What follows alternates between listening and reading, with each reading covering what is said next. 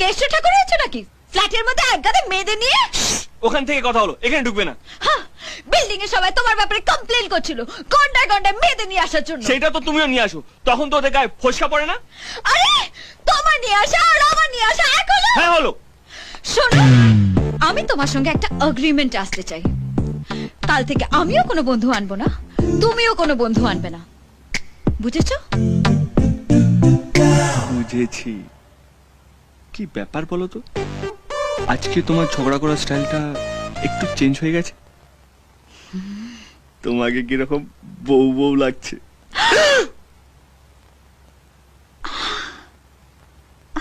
Hate you, hate you, hate you, hate you.